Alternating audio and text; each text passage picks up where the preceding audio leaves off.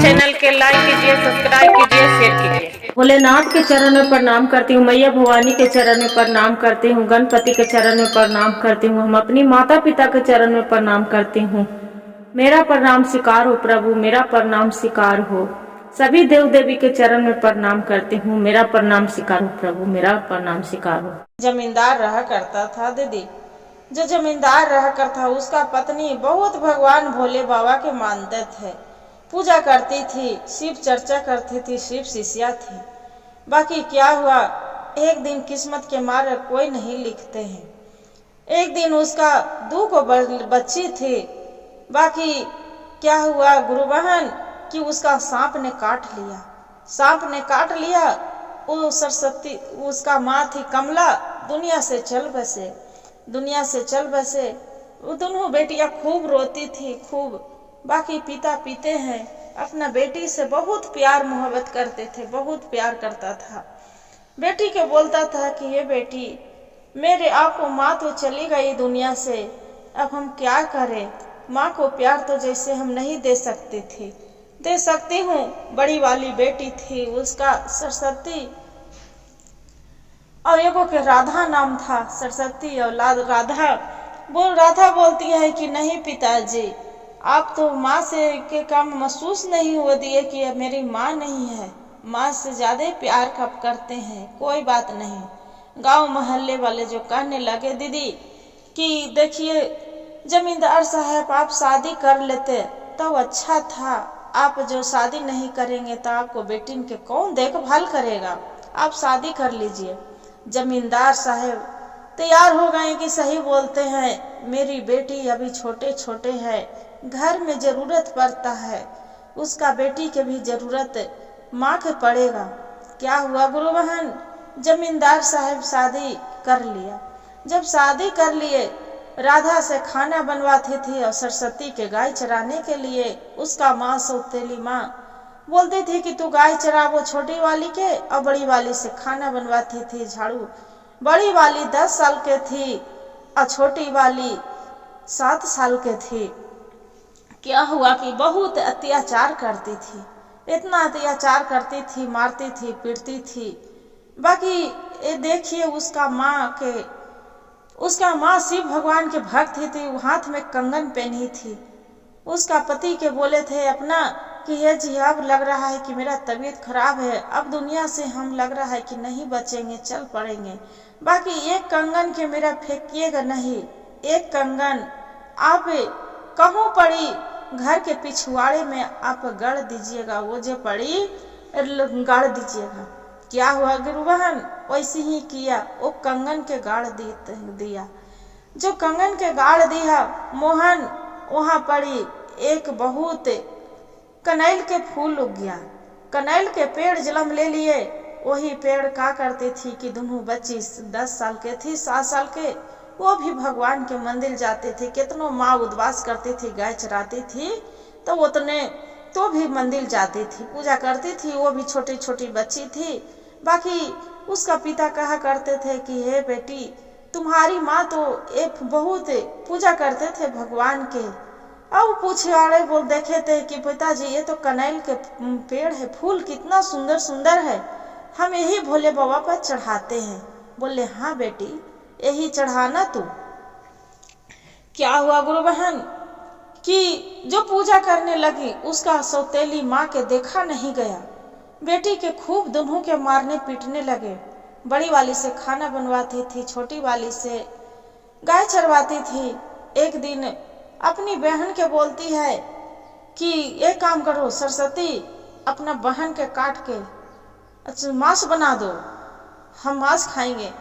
बेटी बेचारी बोलती है बहन कि नहीं माँ, मैं नहीं करूँगी, हम ये नहीं कर सकते हैं, हम अपनी बहन के खाना कैसे मांस बना सकते हैं, ये हम नहीं करेंगे, मेरे से नहीं होगा। जे कुछ गाय के कोई चीज के मांस ले लाइए, चिकन ले लाइए, खस्सी के ले लाइए, मुर्गा के ले लाइए, बाकी हम अपन बहन के नहीं बना सकते हैं।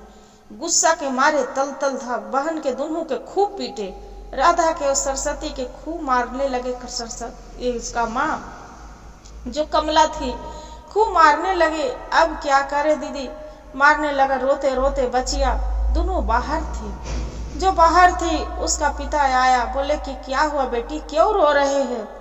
बोलते हैं क्या कहे पिताजी, माँ तो मेरी माँ मेरे साथ में ले चले जाते तो अच्छा था, मेरी माँ क्यों छोड़ के चली गई। आज सौतेली माँ है तो मेरे बहुत मारते हैं पीटते हैं। अब हम नहीं जीना चाहते हैं, हम भी दोनों बहन अपनी माँ के साथ चली जाएंगे। इतना बात सुनते हैं मोहन गुस्से से तला तल करते हैं। बोलते हैं कि क्या हुआ बेटी, किस लिए मारा? बोलते हैं कि पिताजी अपना माँ तो कभी हो नहीं सकते हैं। इस सौतेली माँ मेरी क्या किए है कि बोलती थी कि सरस्वती के काट के तू मांस बनाओ। बताइए तो पिताजी, हम अपनी बहन के मांस बना सकती हूँ भला? बोले कि इसका ले आइए, गाय के ले आइए, मुर्गा के ले आइए, खसी के ले आइए, बाकी नहीं। बोलती है कि मांस बना के मेरा दो। हम उसे नहीं, सरस्वती के मारे नहीं काटे, इसलिए मेरा मारना स्टार्ट कर दिया। दोनों के मारे हैं, अब नहीं बोल रहेंगे। पिताजी क्या किया, इतना बात सुने तब गुस्सा के मारे तला तल हो गया उसका पिता। जो गुस्सा के मारे तला तल हो गया, मार के गुरु बहन। अब उसका पिता गुस्सा हुआ तो क्या किया कि बिस्तर तर खपड़ा धर लिया कमला, और ऊपर से बिछौना लगा के सो गया। उसका पति जाके देखते हैं कि कमला क्या हुआ, मेरी बेटी के साथ तू क्यों ऐसे किया? बोलते हैं कि ये अब हमारा जान नहीं बचेगा जी। बोले कि क्या हो गया, तुम्हारा जान नहीं बचेगा, तुम्हारी बेटी डाइन है, तुम्हारी बेटी मेरा अब बचने नहीं देगा। बोले कि अब अपना पत्नी से भी बहुत प्यार करता था, काहे कि पहला वाला पत्नी तो दुनिया से चल बसे थे गुरु बहन। बोले कि क्या हुआ? बोले कि ये जी अपना बेटी के दोनों के आप मार उसका खून लाके दे दीजिए, हम नहाएंगे तब वे हमारा जान बचेगा, न तो नहीं बचेगा। अब इतना सुन के अब मोहन तो चकित हो गया कि हे भगवान, हम अपना बेटी के भेले कैसे दोनों के काट मार सकते हैं? मेरी बेटी के हम जान से भी ज्यादा छिड़कते हैं। अब इतना बात सुनकर दोनों बेटी के जाके जंगल में छोड़ लाते हैं। जब जंगल में छोड़ आते हैं गुरु बहन, अब क्या करें? जब अब सियार मकार के खून लाके तलवार में उसका दिखा देता है, और एक पोलोथीन में लाके अपना पत्नी के देता है कि लो, दोनों बेटी के लाके काट के आपको दे रही हूँ। बेचारी दोनों बेटी जो पर वहां रहती है जंगल में, तब वहां पार्वती अब भोले बाबा वही जंगल से गुजर रहे थे, जा रहे थे। जब जा रहे थे तब पार्वती नजर पड़ जाते हैं, वो लड़की दोनों बैठी रहती है, हर हर रोइत रहती है अपना माँ की याद करके, ये माँ मेरे तू क्यों न ले गई, मेरे साथ क्यों छोड़ के चली गई? माता पार्वती बोलते हैं भोलेनाथ के कि प्रभु आप देख रहे हैं स्वामी, वो छोटी छोटी बच्चियां आपको माँ के जो कंगन रोपी थी उसी को फूल जलमा था कनेल के, एक वो फूल रोज जाके चढ़ाती थी। आज उतना अत्याचार उसका सौतेली माँ किए हैं। बताओ वो लड़की दोनों मर जाएगी जंगल में, सांप वो क्या कुछ काट लेगी, बाघ सियार खा जाएगा, सांप बिच्छू काट लेगी, उसका जंगल में कोई देखवैया है प्रभु? बताइए क्यों नो अथी होगा, कैसे वो दोनों बच्चियां रहेगी? अब भोले बाबा बोलते हैं कि हाँ बेटी बात तो सही बोलते हैं। अब बोले तो क्या करें? तो कि प्रभु उसका कैसे बचाइएगा, हम नहीं जानते हैं, कैसे बचाइएगा? ते बोले कि तब ठीक है, वो दोनों बच्ची है, वो आपको सेवा करते हैं तो ठीक है, कैसे बचावे आप ही बताइए। बोले प्रभु हम नहीं जानते हैं, कैसे बचाइएगा? तब क्या करते गुरु बहन? भोले बाबा एक बूढ़ा के रूप में आ जाते हैं, साधु महात्मा के रूप में आ जाते हैं, और एगो बेचारी पंडिताइन बन जाते हैं जो रहते हैं ई माता पार्वती। जाके बोलते हैं कि बेटी क्या हुआ, बेटी काहे रो रही है, क्या हुआ जंगल में? तब वो सारी कहानी कह के सुना देती है राधा और सरस्वती कि क्या कहे माँ, मेरा साथ तो ऐसे लगता है कि कहाँ जाए, ये गंगा जी में भी लगता है कि हम डूब के मर जाएं, जो अच्छा रहे, बाकी हम जी के क्या करेंगे? आज मेरा पिता भी छोड़ के चली गए जंगल में धर के, हम ये रात्रि में कहाँ जाएं? इतना करते हैं भोले बाबा अपना झोली से भभूत निकालते हैं और छिड़ते हैं तो ओकरा एक झोपड़ी सा बन जाता है। बोलते हैं कि बेटी यही झोपड़ी में तू आराम करो, दुनहुन बहन रहो। बोलते हैं कि माता यहाँ तो हम रहेंगे, बाकी खाएंगे क्या?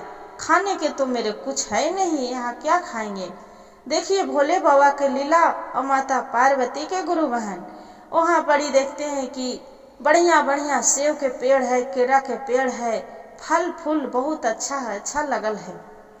बोलते हैं कि माता पार्वती की बेटी कितना अच्छा अच्छा देखे तो यहाँ पड़ी पेड़ है, सेव है, केरा है, अनार है। ये सब से पढ़ के खाना जरूरी होता है कि ये सब तो कितना अच्छा अच्छा भोजन है, यही अपना खाना खाओ। अब फिर अपना कुछ करके अब अपना कोई चीज काम भी करके और कुछ अपना चावल दाल भी खरीद लेना। बोले कि माता हम कहाँ चावल दाल लाएंगे, आप ही बताइए। बोले कि बेटी चावल दाल शुरू को फिर भोले बाबा से आराधना करते हैं माता पार्वती की स्वामी रात दिन बचिया दोनों फल फूल कितना खाएगी, उसका कुछ भोजन के भी तो चाहिए। जय बोले कि ठीक है आप देवी आप जो बोल ही रहे हैं तो आप ही कीजिए। माता पार्वती अपना भगवान के ध्यान लगाते हैं, उनको विष्णु के कि हे विष्णु जी आप तो देखिए तो ये दोनों लक्ष्मी माता के कि हे लक्ष्मी ये आप देख रहे हैं ये दोनों बच्ची कितना आप कितना पूजा करती है, भक्ति करती है, इसका माँ दुनिया से चल बसे और सौतेली माँ दुष्ट है जो कितना इसका हरामीपन किए हैं, तू बताओ क्या करे। जिसका कुछ तो लक्ष्मी जी बोलते हैं कि क्या आप पार्वती क्या कहना चाहते हैं? तो क्या कहना कुछ नहीं चाहते हैं, आप ऐसा करिए कि दोनों के हम तो एक झोपड़ी भोले से दिवा दिए हैं, भोले जी से, अब इसका भोजन के प्रबंध आपको करिए। क्या करते हैं कि लक्ष्मी माता घर में जाते हैं एक बूढ़ी के रूप में, वो अपना काम धंधा अब उसका लाके पूरा घर भर देते हैं, धान चावल गेहूं आटा धान जो भी होता है गुरु बहन दोनों बच्चे खाने लगते हैं। कुछ दिन बीतते हैं अब वही क्या करते हैं कि माता पार्वती से बोलते हैं कि माँ हम तो वहाँ रहती थी अपना घर में, तो हम भगवान के पूजा करती थी। एक घर के पिछवाड़े कनैल के पेड़ था, उसी कनैल के फूल तोड़ के भगवान पर चढ़ाती थी, यहाँ क्या चढ़ावे?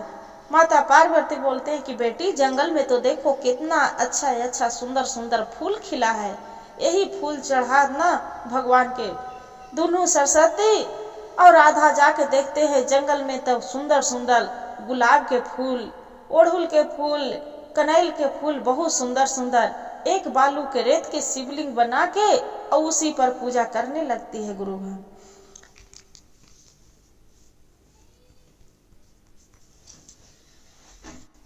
वही रास्ता से प्रताप सिंह के 2 लड़का था, वही लड़का दोनों भाई शिकार खेलने के लिए जंगल में चला था।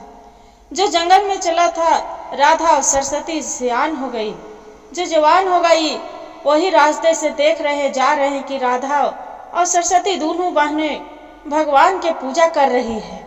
जो पूजा कर रही है देख के इतना सुंदर सुंदर लड़की के दोनों भाई राजकुमार बोलते हैं कि अरे भाई देखिए तो कितना सुंदर लड़की है, एकरा से सुंदर खूबसूरत मेरा कोई लड़की नहीं मिल सकते है। बोले कि ठीक है जे जाते हैं। क्या हुआ गुरु बहन? लड़की से जाके पूछते हैं कि ये तो बताओ आपको नाम क्या है? बोलता है कि मेरा तो नाम सरस्वती है। तो तुम्हारा? तो मेरा नाम राधा है, मेरे से शादी करेंगे? बोले नहीं नहीं हम कैसे शादी कर लेंगे, नहीं चलो ना मेरे घर चलो।